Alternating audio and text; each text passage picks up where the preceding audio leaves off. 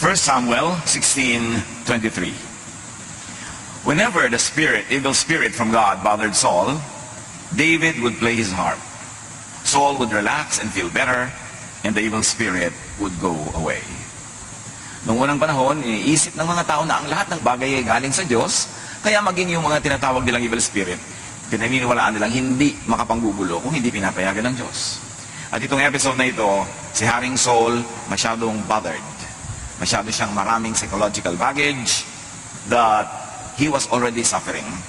But whenever David would play the harp for him and even sing for him, the so-called evil spirit would go away, he would relax, he would go to sleep.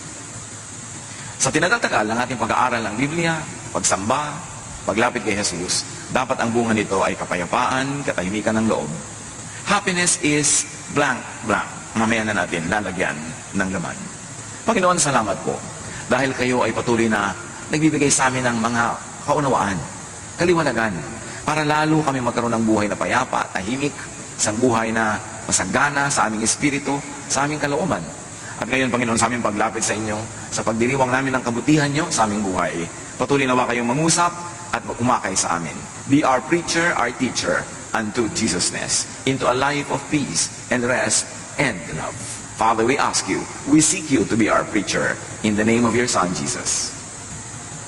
Happiness is, ano nga ba talaga ang elemento, ang sangkap ng tunay na kasiyahan? Negative emotions, according to studies, become negative energies that block other energies. Na yung ating mga negative emotion, they become electrical impulses in the body, they become energies that are negative, at sumasalungat sila sa pagdaloy ng ibang mga positive energies in our body.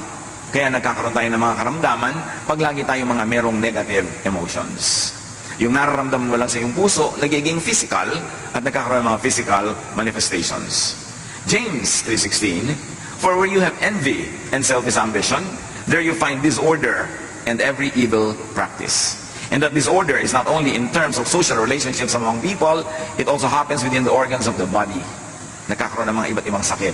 Kaya yung mga tao pag ninenervyos, naninigas ang sikmura, nasisiraan sila ng digestive processes. Kapag sila ay laging galit, nagkakaroon sila ng mga problema sa lungs. At pagka sila ay laging nagagalit, umaapekto pa ito sa liver. Maraming effect. In fact, pagka natatakot o kaya ay nagsiselos, hindi makatulog, apektado ang physical health. Iisa ang tao at ang kanyang damdamin, ang kanyang katawan, ang kanyang kaluluwa ay iisa rin. Luke 6:45, a good man brings good things out of the good stored up in his heart. And an evil man brings evil things out of the evil stored up in his heart. Kung ano daw ang laman ng puso, yun ang lumalabas sa bibig, lumalabas sa kilos, yun ang nagbubunga sa pang-araw-araw na buhay. Yung dati ay hindi nakikita, hindi nahihipong iniisip lamang na emosyon, magkakaroon ito ng physical manifestation.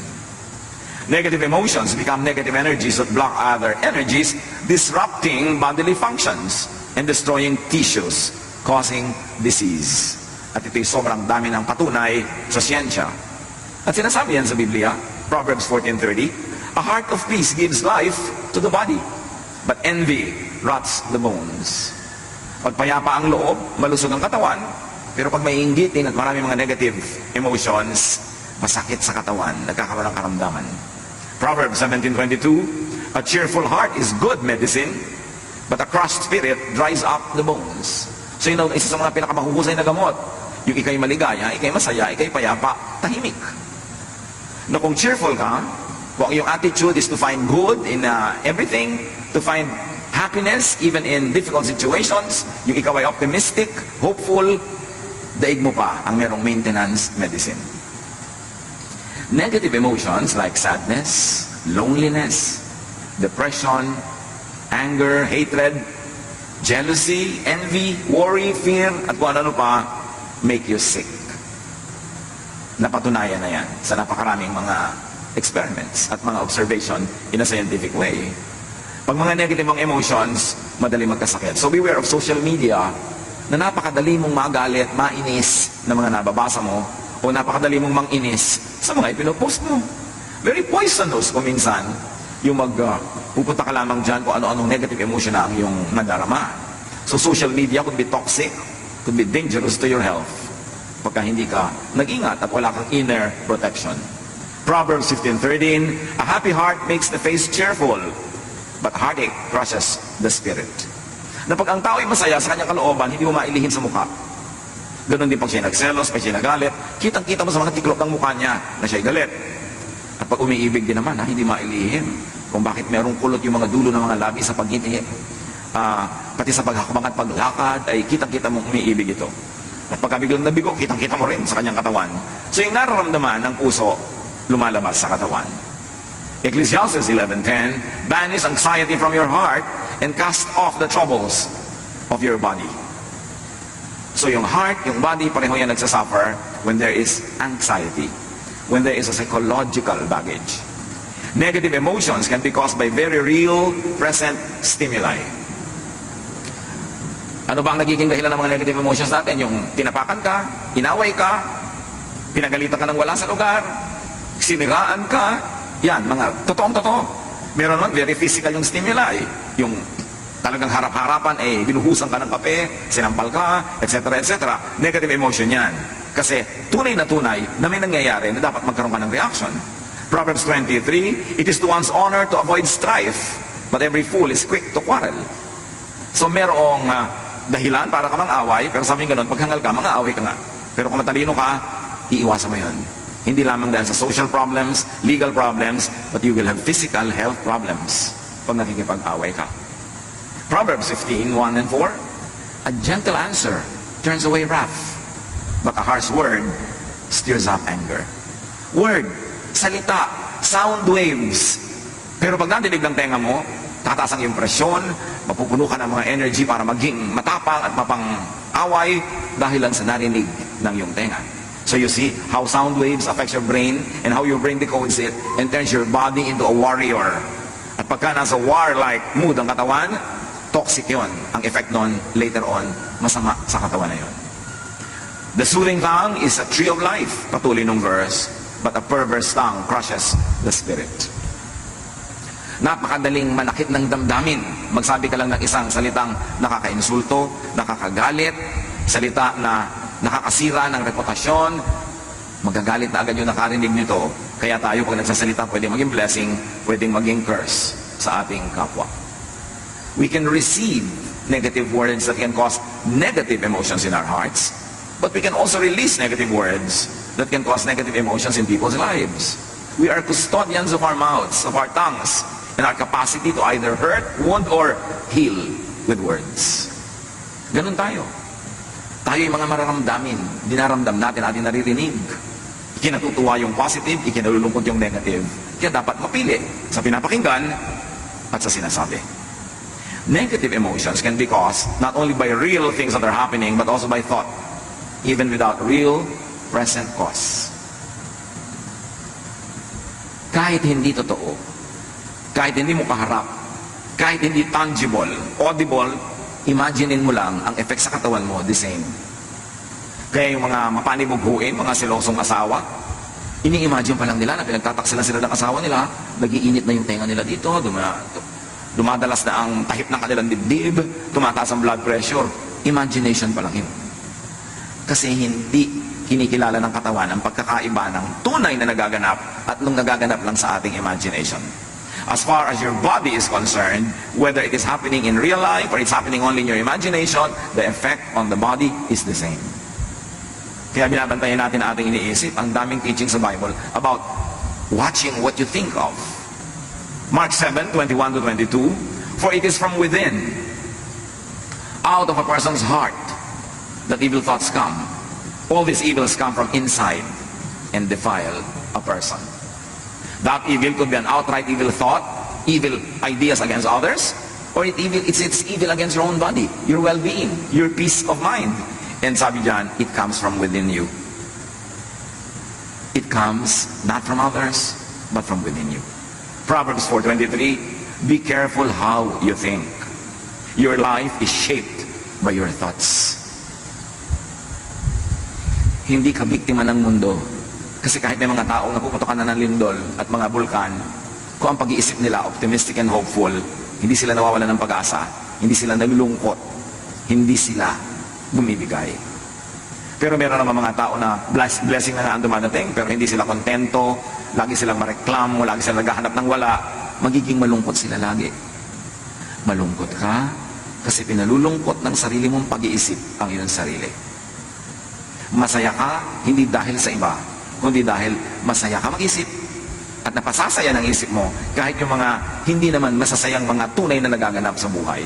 So it is all happening in the mind.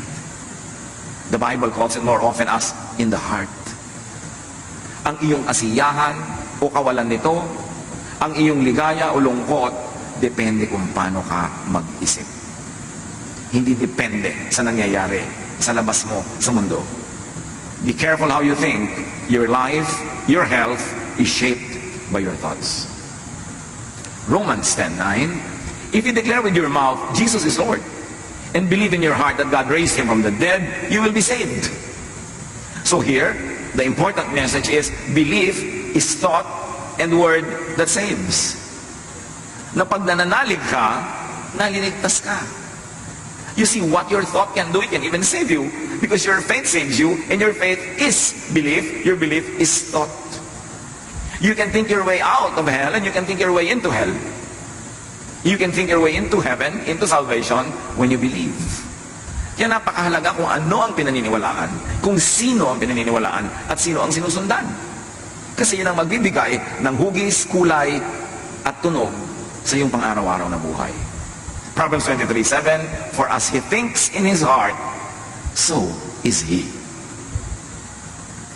Kung ano ang tunay mong pag-iisip, kung ano ang tunay mong pag-iisip tungkol sa iyong sarili, yun ka. Kaya napakahalaga na meron kang positive na pananaw sa sarili. Hindi naman para maging mayabang, hindi para maging mapagmataas, kundi positive. I'm a child of God, mahal ako ng Diyos. Nagkakamali ako, nagkukulang ako, pero mahal pa rin ako ng Diyos. Pinapatawad ako ng Diyos. Gagawin ko ang lahat ng magagawa ko para ituwid ang lahat, pero sa lahat ng kulang, pinupuno ako ng Diyos. Ang ending nun, masaya ka, kahit may kulang ka. Hindi mo ipinagdiriwang na kulang ka, kundi pinagdiriwang mong merong pumupuno sa'yo. Your faith saves you. Your faith saves you not only from the punishment of sin, your faith also saves you from needless guilt, from worry, from fear. Kaya binabantayan natin kung ano yung pinapakinggan, sino ang sinusundan.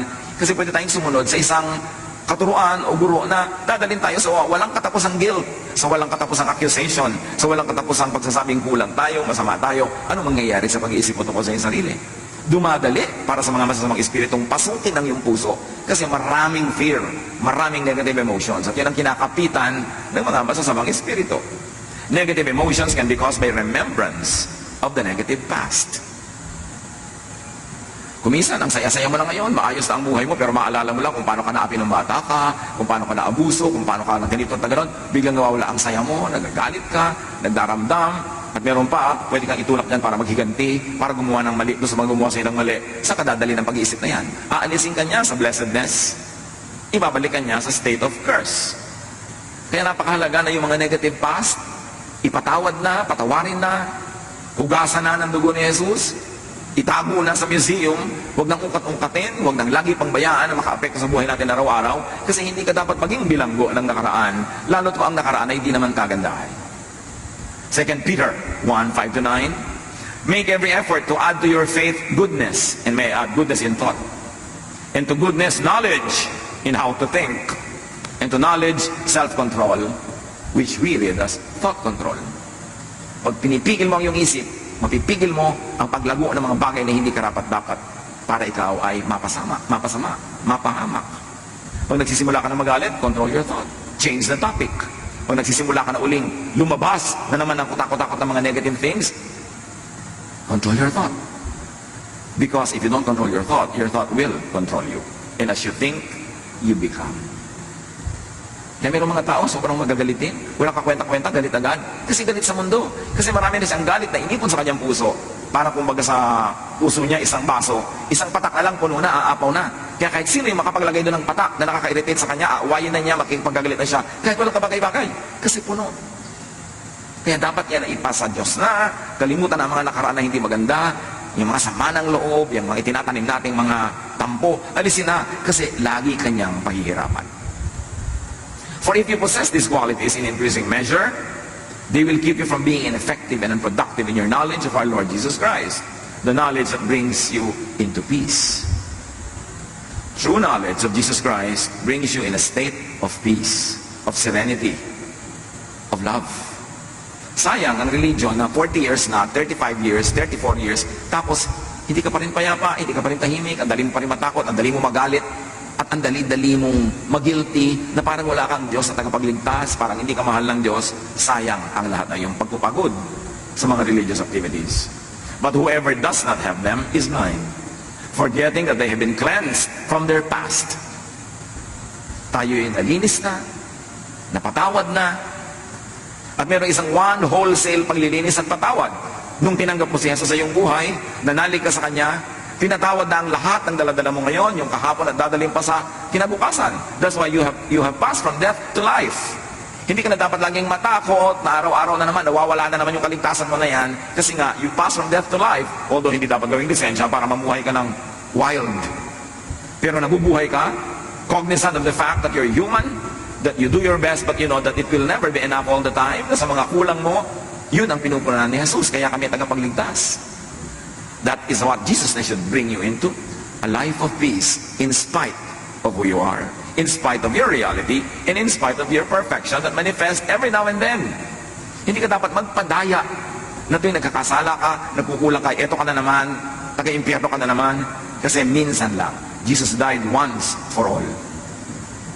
Pag na-appreciate natin yung tunay na kahulugan ng grasya ng Ama sa pamamagitan ng anak, magkakaroon ka ng kapayapaan kahit hindi ka naman karapat-dapat kasi wala sa ating karapat-dapat.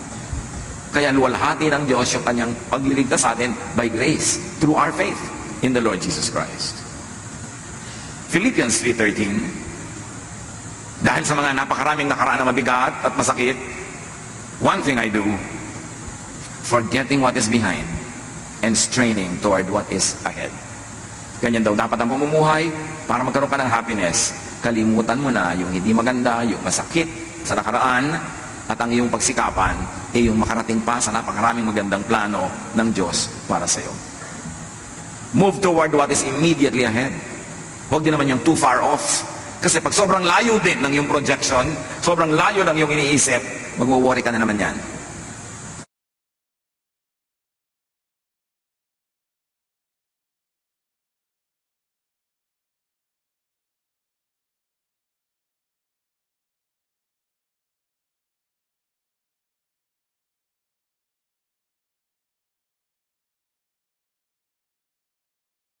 Permanent way. And that permanence is not dependent on your performance. It is dependent on the performance of Jesus on the cross. Kaya meron ka dapat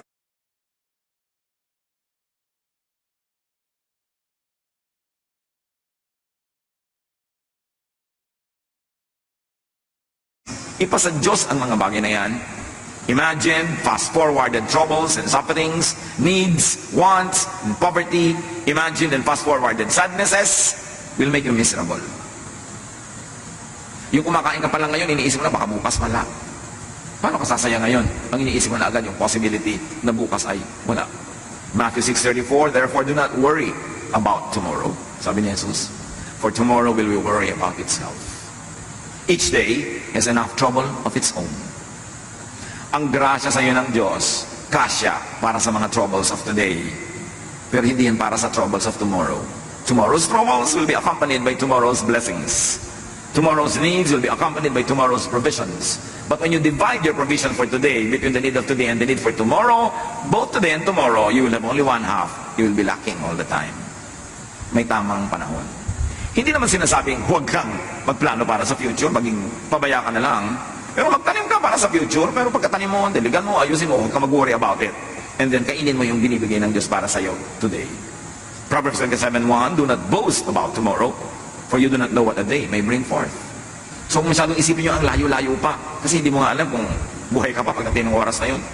Pinroblemize mo pa ngayon, nabawasan pa yung happiness mo na dapat for today, lugi ka. James 4:13-14. Now listen, you who say, today or tomorrow we will go to this or that city, spend a year there, carry on business and make money.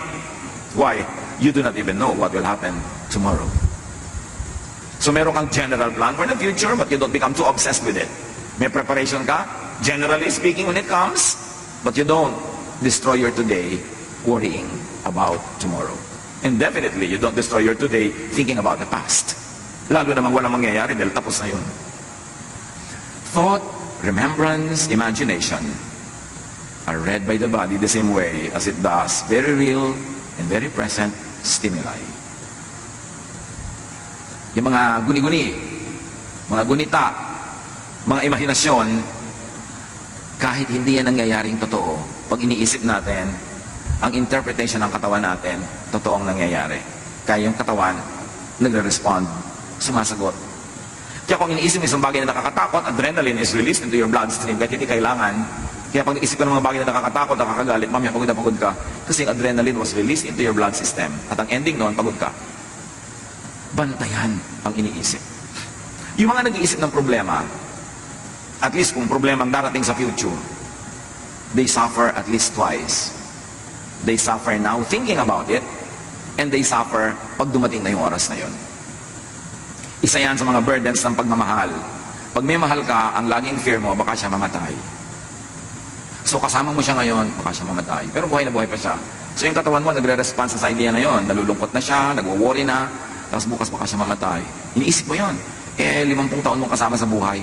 Isipin mo, 50 taon mong iniisip mo baka siya mamatay. So pag namatay na talaga yan, doon ka ngayon, magre-respond na naman ng totoo. So 2 beses ka nag-suffer. Before and during. And the before could be a lot of days, a lot of years. Ang dami natin laging iniisip. Kaya kung minsan yung iba, nasa bakasyon, iniisip ako pag uwi ko, baka marami kong problema. Huwag pa naman naisipin pag uwi mo na. Kasi nasa bakasyon ka, hindi ka nag-enjoy. Yung problema, ang iniisip mo. Pagdating mo, may problema nga, 2 beses ka nag-suffer. Paano kung pagdating mo, walang problema? At least you suffered already once, imagining it. Yung pala naman, hindi mangyayari.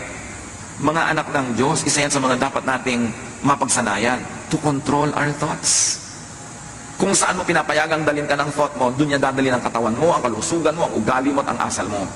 The body reacts accordingly to your thoughts. Kaya tingnan mo, pagka ikaw ay seloso sa iyong mahal sa buhay, o selosa ka, kahit wala siyang ginagawa, inaaway mo na. Kahit wala siyang ginagawa, hindi mo man awayan, nakasimangot ka. Pag uwi, nakasimangot ka, wala kang gana. Kasi inimagine mo, meron siyang kalaguyo kanina sa mall. Imagination mo pa lang yun, pero naapektuhan na yung asal mo. Bibigyan mo asawa mo ng kape, malamig. Bakit malamig, dear? Pag-initan mo, di ba? Bakit ka ganyan? Kasi ini-imagine ko may kasama ka. Yung ganon. Pero hindi mo naman siyempre aaminin na may ini-imagine ka. Ang masama nun, yung wala naman pala, nagdusa ka na. Ngayon, kung meron talaga, sabi mo, Pastor, paano kung meron talaga? Doon ka na magdusa, kung nalaman mo na. Pero hindi mo pa alam, nagdudusa ka na, di malugi ka niyan. Paano kung mapaghahandaan? Wala naman talaga nakakapaghanda sa ganyan. Meron ba talagang napigil pagka gusto? Naku, hayaan mo. Gumawa ka ng buhay mo, masaya ka, productive ka, para kung sakali mangyari yon, hindi ka pilay na pilay na pilay. Yan ang sinasabi ko, maganda ka sa future, pero don't be obsessed with the future. Yung paano po kaya pagka nagluko yung asawa ko, mga 10 years from now, ngayon in love na in love sa akin, pero ang dami ko na pong nakitang pagkatapos, iniiwan yung asawa, ano pong paghahanda ang gagawin ko? Mag-gym po ba ako? Magpapasexy ako? Magpapaganda ako? Ang dami magagandang iniiwan pa rin. Gusto mo maghanda, pero ipanalangin mo huwag matuloy. Maghanap buhay ka. Kailangan may pera ka. Para pag iniwan ka, hindi ka gutom. Ngayon, hindi ka iniwan, di doble pera nyo, masarap. Dapat nag-aanda ka, hindi yung negative na puro fear, wala ka namang ginagawa. Imagine, and you will feel. Imagine in your body experiences very physical effects of thought. Kaya yung halimbawa, matatakotin. Sa gabi, ayaw matulog mag-isa, ayaw patay ang ilaw. Sa kabilang kwarto, meron kang isang kasambahay doon na tahimik at masarap ang tulog, ikaw hindi. Bakit? Ano pinagkaiba? May multo ba sa kwarto mo, sa kanya wala? No. Magkaiba kayo mag-isip. Tinatakot mo ang sarili mo. Naku, amoy kandila. Mabuti na lalayo ang mga lamok. Kaya matakot sa mga ganyang bagay. Paano mo kinokontrol ang isip mo o ikaw ang kinokontrol niya? Your body suffers, gets tired, and gets sick. Ayon sa opinion ng maraming mga health practitioners, napakaraming sakit ang aalis sa katawan natin kung positive lang tayo mag-isip. Kasi kung ikay laging takot, laging galit, bumababa ang immune system mo. May dumadaan lang na hatching ng kapwa, may sakit ka na rin mamaya. Kasi negative ang attitude mo, galit ka. Mahirap daw tabla ng mga sakit yung masasaya. At may mga experiments sa mga hospital observation, yung mga cheerful patients, mas mabilis tablan ng gamot ng mga protocols na ginagawa sa kanila kaysa yung mga taong naging negative. Kaya daw maraming dalaw, lalo yung mga dalaw, nag-aabot-abot ng mga pera, may daladalang prutas, mas mabilis gumaling. Pero yung may dalaw ka nga, tapos kakainin nila yung pagkain, nabutan nila sa kwarto mo, nabibinat, may sakit. Kasi emosyon mo, nakaka-apekto talaga. Yung doktor, dumadating pa lang, sasabihin agad, mukhang bang kayo doktor na ito, hindi ako mapapagaling. Paano katatabla ng administration niya? Negative na iniisip mo agad. Kaya may tinatawag na placebo effect. Isang grupo ng pasyente, pinainom ng gamot na hindi naman talaga gamot, kunwari lang. At yung isang grupo, pinainom din ng gamot na yon. Yung mga naniniwala na gamot yon, nanggalingan. Kahit hindi talaga gamot yung ininom. Kasi yung pananalig mo, yung pag-iisip mo, takes command of your body. That is the part of us that was made in God's image. There's power in our thought. There's power in our words. Kaya iniingatan din natin ating mga salita na hindi laging negative. Because by saying many negative things, we're actually praying in the negative. But saying very positive and encouraging and beautiful things actually are prayers. Even without the amen ending, prayer ang lahat ng iniisip at sinasabi ng tao. Hindi dinidelineate ng heaven yung statement, yung mura, yung prayer na formal at yung iniisip. Pare-pareho lang yung nagre-register. Kaya bantayan. Fix your sight, your attention, your thought on Jesus. Nagkakasala ka, nagkakamali ka, fix your eyes on Jesus. Not to abuse His kindness, but to lovingly and gratefully receive His grace. Hebrews 12, 1-2. We must get rid of everything, and I say every thought that slows us down, especially the sin, and if we may read it as negative thought or lack of faith, that just won't let go. And we must be determined to run the race that is ahead of us. We are reading the verse in the context of our topic, because it could be read many ways. Dahil napaka-general and universal ng mga ideas that can find many applications in daily life. So we must get rid of every thought that slows us down, especially negative thought, lack of faith, na ipinagpipilitang maghari sa ating isip. We must keep our eyes on Jesus, who leads us and makes our faith complete. Colossians 3:2, set your mind on things above, on what brings peace, not on earthly things, or on what brings vexations and trouble. Psalm 94:19, when anxiety was great within me, your consolation brought me joy. You see, what do you focus on? Sabi ng Psalm 94:19, nung ako'y binabagabag ng mga alalahanin ko, ang pag-iisip ko sa inyo, ang pagtuon ng isip sa inyo, ang pagbibigay nyo ng ginhawa sa aking kalooban, ang siya ko nagiging lakas. So kanino ka nagpo-focus? There's the problem, but there is God. There is our weakness, but there's the strength of the Lord. There is our impurities, but there is the purifying work of the Lord Jesus Christ. Saan ka titingin? Pag tumitingin ka sa iyong asawa, yung anak, magulang, kapatid, kapwa, kaibigan, anong gusto mong tingnan? Yung work ng devil sa kanya? Marami yon. Bakit hindi mo tingnan yung work ng God sa kanya? Marami lalo yon. Para ka maging mapapasalamat and appreciative. Kaya yung ating binasa kanina, 1 Samuel 16:23 sa simula, whenever the Spirit of God, the evil spirit from God bothered Saul, David would play his harp. Saul would relax and feel better, and the evil spirit would go away. Read the evil spirit as vexation. Probably envy, because Saul was envious of everyone around him, especially David. And then David was playing the harp. Anong nangyayari? There was a non-threat. Relax si David, wala siyang hawak na armas, siya ay tumutugtog, wala siyang hawak na bato na ibinato niya kay Goliath. So there's relaxation. And when there is a non-threat, when there is relaxation, evil spirit goes away. Meaning, peace and rest come instead. Pag in-analyze mo yan, in a very physical way, what drives away the evil spirit? Relaxation, trust, and the beauty of music, the beauty of a song. Kaya napakahalaga ng arts sa buhay natin. Kasi pag tayo nakakakita ng mga gandang bagay, nakakarinig ng magandang musika, pagka tayo ay naliligid ng mga taong nag-i-inspire sa atin na mag-relax, kasi sila ay non-threatening, non-competitive, what happens? Evil spirits go away. Whether those spirits are actual spirits or emotions that are very, very negative, that poetic writers of the Bible call evil spirits. Whether they are real evil spirits or symbolic, the same effect happens. When you relax, your demons go away. Kaya sa lifestyle natin, maganda naman na tayo ay busy, maganda na tayo productive, maganda na tayo maraming ginagawa, pero dapat marunong ka magpahinga. Kasi pag hindi ka napapahinga, pinamumugaran ng mga masasawang espiritu ang iyong utak. Kasi yung kulang ka sa tulog, kulang ka sa pahinga, madali ka magalit, tapos nagsiselos ka pa na ingit sa iba, kay dali-dali mong akitin ng mga masasamang espiritu para pumasok sa isang magulong pag-iisip. At habang gumugulo yan, lalong dumadali sa kanila, naguluhin ka pa ng guluhin. That's why that trend has to be reversed. The cycle has to be escaped from. The cycle of negative feeling and negative ideas. At gawin itong positive. Romans 8:6, the mind governed by the flesh is death. But the mind governed by the Spirit is life and peace. Mind. Our mind is the biggest battleground.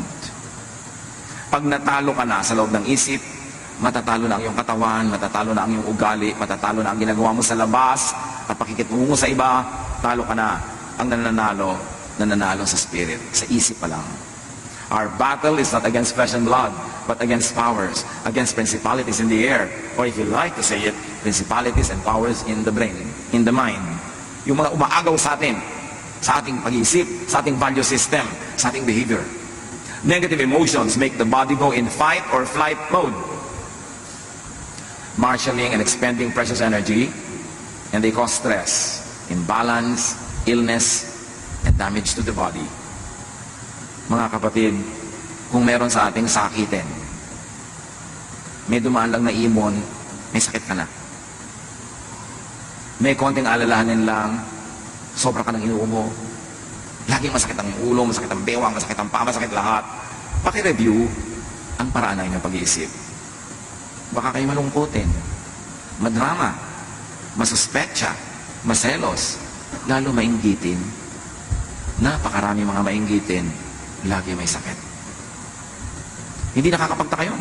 Kasi ang inggit, parang anay yan na kumakain sa loob ng iyong puso. Magkakasakit ka. Hindi ka pwedeng mainggitin na hindi ka nagkakasakit. Kasi pagka tuwing umaasenso yung buhay nyo ng kapwa, sumasama ang pakiramdam mo. Mayroon nga mga Korean na nagsabi because of their excessive progress or so-called materialism daw ngayon, whenever the house of your neighbor gets an extension, you have a heart attack. Dahil nagkakainggitan. Mayroon sobrang kompetisyon. Pag ikinalulungkot nyo ang pag-asenso ng kapwa, kakasakit kayo. Pagka gusto nyo masama ang mangyari sa kapwa, bago pa makarating sa kanya yung masamang thought, nasa loob na ng isip nyo, mangyayari na yun sa inyo in many ways. Anger, jealousy, envy is like acid. It destroys its container before it could destroy others. Kaya bantayan natin ang ating isip kung ano yung pinaglalagay natin dyan.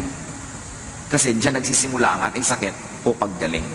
Importanteng kontrolin yan.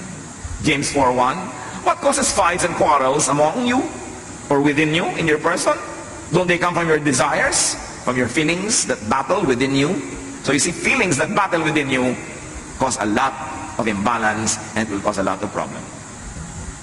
Isaiah 40:30-31, even youths grow tired and weary, and young men stumble and fall, but those who hope in the Lord will renew their strength, will renew their thought, will renew their emotions, because those whose thoughts are in the Lord become well.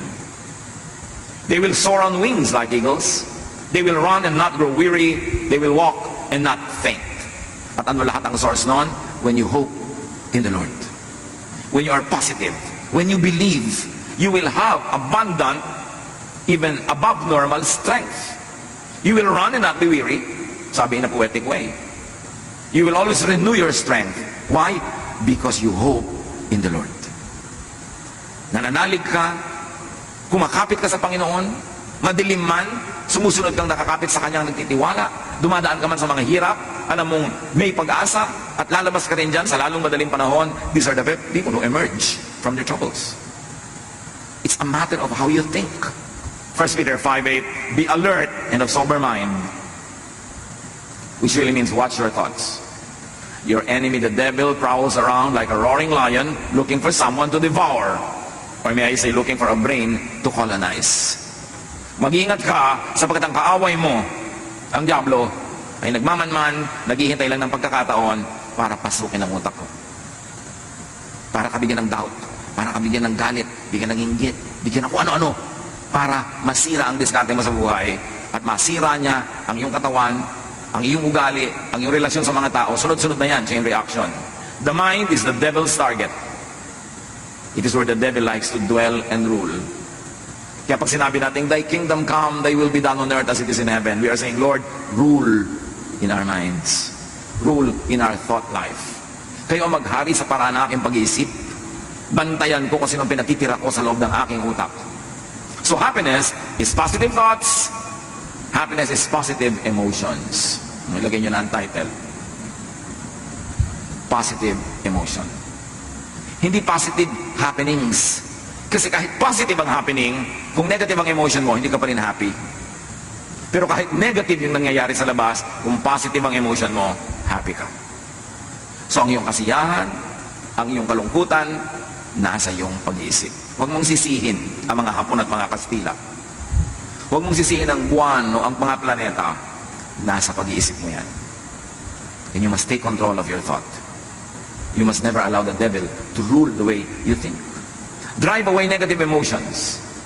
And do not give time and space for such negative emotions. Sabi ng James 4:7, surrender to God, resist the devil, and he will run from you. Tanggihan mo, at siya'y dali-daling aalis. Hindi mo kailangan makipag-away sa kay devil, hindi mo kailangan makipagbuno sa kanya, tanggihan mo lang.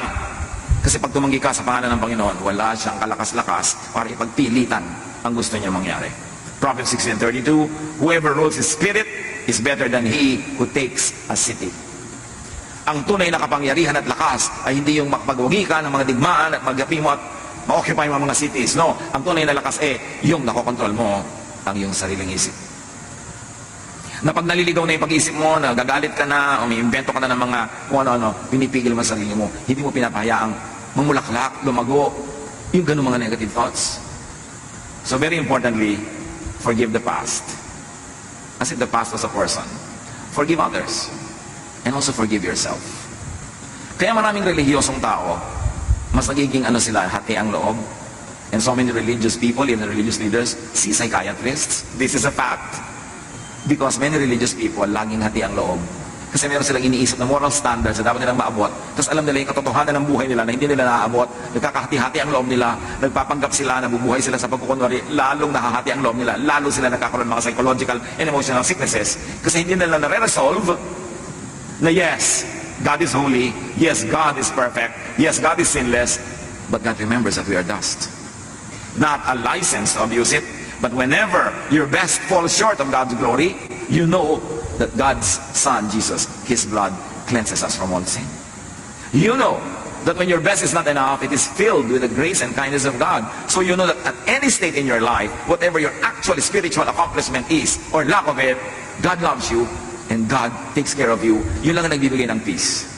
Pag yan ang naunawaan mo sa iyong religiosity, yes, banal ang Diyos, pero ang Diyos manaalala ng ikaw ay gawa sa lupa.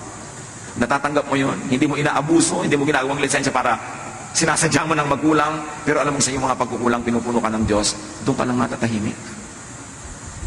Kaya pag hindi naintindihan ng tao yung Jesusness, the love of Jesus, at i-misinterpret na yon as a wrong teaching, encouraging sin, which is of course not what it should be, pag hindi niya naintindihan, magiging pabigat lang sa kanya ang religious belief. Magiging pabigat sa kanya ang religious membership and even a religious ministry kasi laging mahahati ang loob niya sa katotohanan tungkol sa kanyang sarili na alam niya at sa napakataas sa pamantayan na pwede inaabot ng marami, not realizing the grace of God makes us accomplish that through Jesus.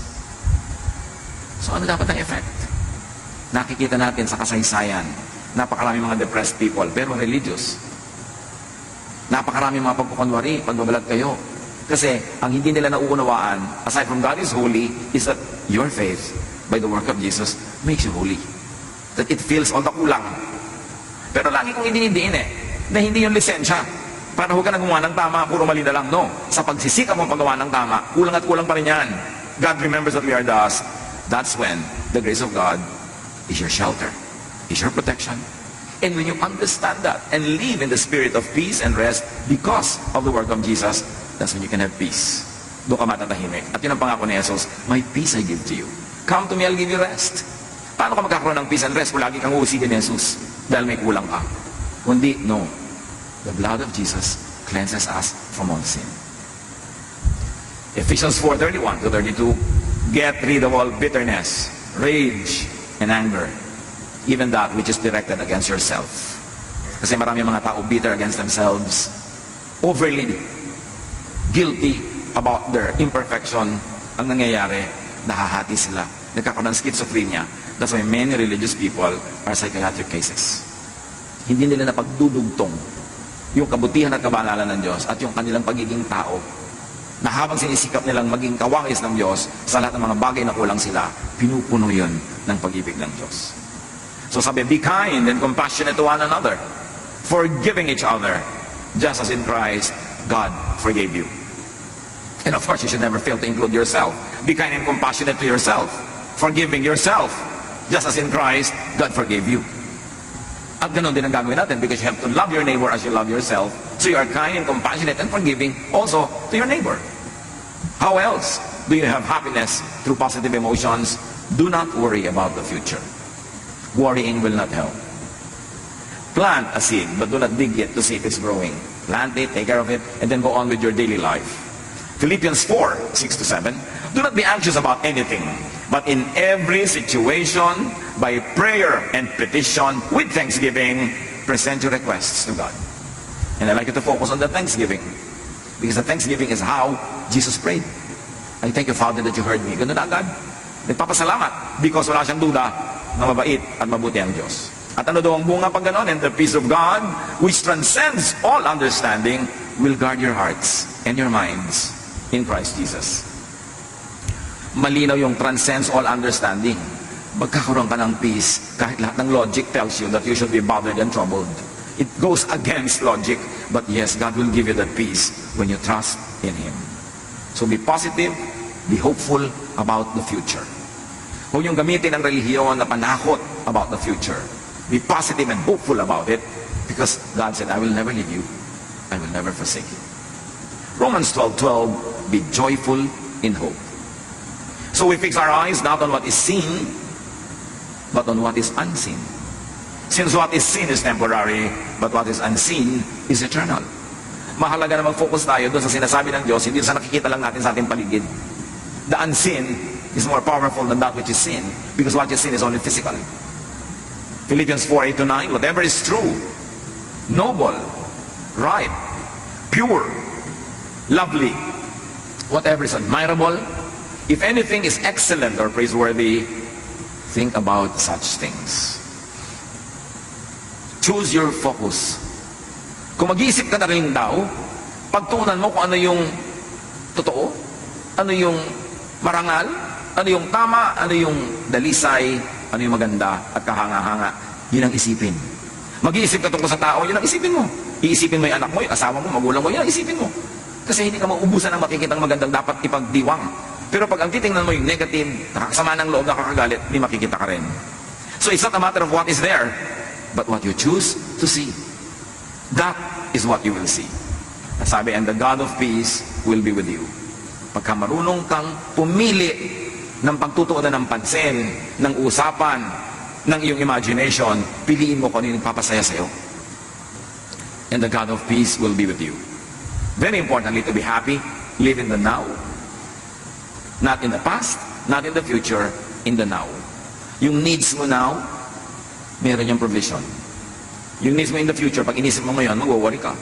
Lalo naman yung needs mo in the past na pinagluluksa mo pa hanggang ngayon, parang kailan ka makakalaya mula doon? Psalm 118:24, this is the day that the Lord has made.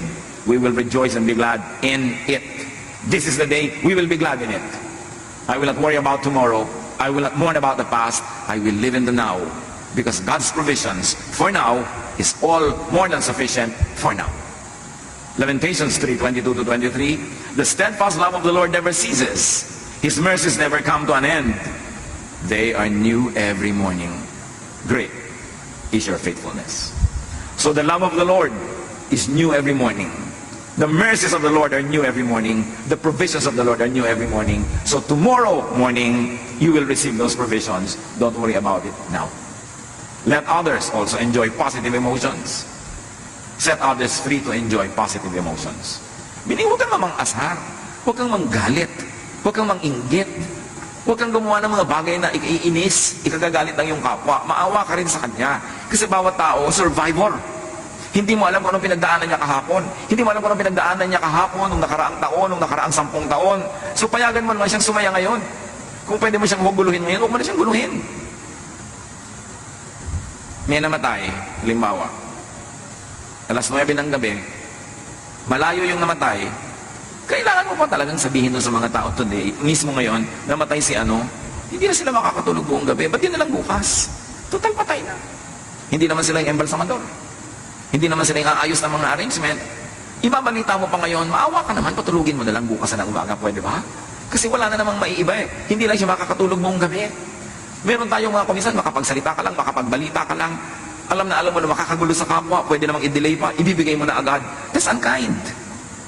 Unless stakeholder yung tao, unless yung kanyang immediate attention and knowledge of it would change and make things change for the better. Pero may mga bagay na ipinagpapabukas na. Kasi naaawa ka doon sa taong hindi na lang makakatulog ngayon. May mga bagay na hindi mo na ikinukwento. Yung mga, alam mo ba, doon sa kabilang mesa, pinag-uusapan ka, ganito ka daw, ganon. Ano magagawa niyo doon sa mga matatabil na dila na yon?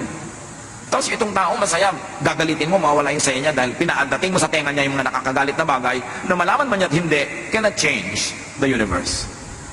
Ibabalita mo lang sa tao yung negative kung nanganganib ang kanyang buhay at meron siyang dapat gawin para maligtas o meron siyang pwedeng magawa para ayusin ang situation. Pero for the sake of just being informed, maawa ka sa tao na kumisan sandali na lang siyang sumasaya, bihira na lang ang panahon na siya ay makapahinga, bubuhusan mo pa ng mga bagay na negative, yung isip niya, balik na naman siya sa gulo. We should be kind to one another. Hindi yung ma-unload mo lang yung problema mo, ay naku, salamat naman, gumaan ang loob ko. Nasabi ko sa iyo, oo nga kasi loob ko ang bumikap. Gumaan nga ang loob mo at may expense. May mga ganun, huwag kang pagaan ng loob mo, tapos ibubunton mo lang sa iba. O kaya, hindi rin naman gagaan yung loob mo, bubuntonan mo pa siya, inadamay mo pa. Ang dami-daming pinagdurusan ng tao. Kung kaya mo na huwag nang dagdagan pa yon, huwag mo nang dagdagan. May mga tao na, yung sinasabing, the straw that broke the camel's back. Alam niyo, mga camel, kinakargahan niya ng napakaraming mga damo na binubuhat niya. Takala ng tao, ang lakas-lakas niya. Meron man nagdagdag ng isang straw na lang, natumba na yung camel. Kasi isa na lang pala ang idadagdag, magtutumba na siya. At sa buhay natin, ang mga kapatid may ganun. Yung bang ang dami mong dala, ang dami mong lungkot, ang dami mong alalahanin. Kung pwede lang sabihin sa mga tao, please, kung may sasabihin ka na magdadagdag ng lungkot ko ngayon, huwag na muna, hindi ko na kayang madagdagan to. Baka masampal na kita. Kahit hindi ikaw ang may kasalanan, nagdidilim na kasi ang isip ko. No? So, please lang, huwag mula akong dagdagan ngayon. Mga kapatid, makiramdam naman tayo. Makiramdam tayo. Lalo itinetext mo lang yung problema. Naiinis ka sa kapitbahay mo, ite-text mo pa dun sa pinsan mo. Hindi mo alam kung ang dami na niyang dala ngayon eh, dadagdagan mo pa. Hindi mo pwede sarilinin mo na lang yung inis mo sa yung neighbor. Ba't kailangan mong ipasa? Be kind. Luke 17:3. If your brother or sister sins against you, rebuke them. Sino daw nire-rebuke? Kung sa'yo talaga nagkakasala. Aba, nakatapak yung paa niya sa'yo, ang bigat-bigat ng bakya niya. Rebuke them. Kasi ikaw yung natatapakan. Pero hindi naman ikaw yung naapektuhan, hindi ka sa kanya nagkakamali. Huwag ka mag-rebuke na mag-rebuke. Akala naman natin, kung mag-churchmate mo, rebuke ka na ng rebuke. Sabi, if your brother or sister sins against you, yung ikaw talaga ang directly, significantly affected and damaged, rebuke them. And if they repent, forgive them. Pero hindi ka rin rebuke ng iba na hindi naman siya sa'yo nagkakasala. Hindi ko mo, member mo rin ng the same church or fellowship, ikaw na si Mrs. Madam Rebuke, si Mr. Rebuke, na pinapabigat mo ang damdamin ng mga tao, imbes unahin mo muna silang tulungan. Help others have and enjoy positive emotions. Kasi marami ng dala ang kapwa. Romans 15:2, each of us should please our neighbors for their good to build them up. So stop scaring people. Stop making others worry. Stop provoking others into negative emotions. Kung hindi kailangan, huwag na tayong manakot. Huwag na tayong manggalit. Huwag na tayong magdamay. Kasi ang mga tao, marami ng dalahin. Jesus wants you happy. Pero mangyayari lang yon pag sumunod tayo sa paraan ng pag-iisip niya. Forgive. Forget the past. Be hopeful. Be positive. Be filled with love. And that is the way to happiness. Pag hindi tayo masaya, mga kapatid, tayo ang 99% na dahilan. Paraan ng pag-iisip. Paraan ng ating ugalit. At remember, kung tayo mga masasakitin, reviewin ninyo ang inyong pag-iisip, mga kapatid. Ang ating mga emotion, because mind over matter talaga yan. And Jesus wants you well. That's why be changed by the renewing of your mind. Panginoon, salamat. Salamat po dahil kayo ang aming doktor at kayong nakakaalam ng unang dapat gamutin ay aming isip. That is really mind over matter. Gamutin ang paraan ng pag-iisip namin. At nasa gayon, with positive thoughts, our bodies are aligned with the energies that come from heaven. Our immune system becomes stronger. We are able to absorb in a better way all the food that we eat. At Panginoon, aming katawan, sumusunod sa aming isip. Turuan niyo kami maging watchful in the way we think. Pagbulay-bulayan natin, mga kapatid, ang very personal application nito sa ating mga buhay.